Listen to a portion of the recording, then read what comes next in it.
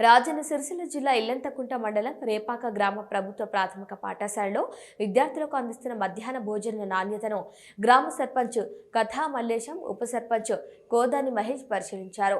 వంటగదిని తనిఖీ చేసి ఆహార పదార్థాల నాణ్యతపై ఆరా తీశారు.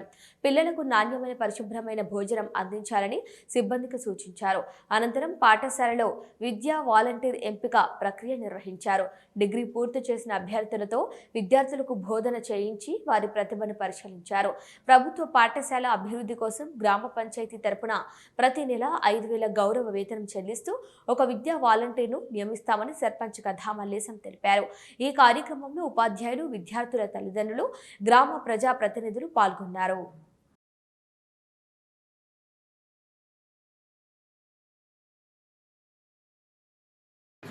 భాగంగా రేపాక ప్రైమరీ స్కూల్ను కాపాడుకున్న దిశగా ప్రైవేట్ స్కూళ్ళకి వెళ్ళే పిల్లల బస్సులు బంద్ చేసి కొంతమంది పిల్లలను ప్రైమరీ స్కూల్లో చేర్చి ఇద్దరే టీచర్లు ఉన్నారు కాబట్టి గ్రామ పంచాయతీ నుంచి వెళ్ళి మేము స్వతహా గ్రామ పంచాయతీ ఒక వాలంటీర్లు పెట్టాలని చెప్పి ఒక బాడీ మొత్తం ఒక నిర్ణయానికి వచ్చి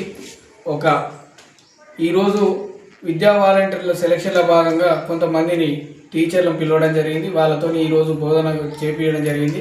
ఇంట్లో ఎవరైతే మెరుగ్గా చెప్తారో వారికి విద్యా వాలంటీర్ అవకాశం ఇస్తూ ఒక 5,000 రూపాయలు గ్రామ పంచాయతీ నుంచి మేము భరిస్తామని చెప్పి ప్రకటన చేయడం జరుగుతుంది.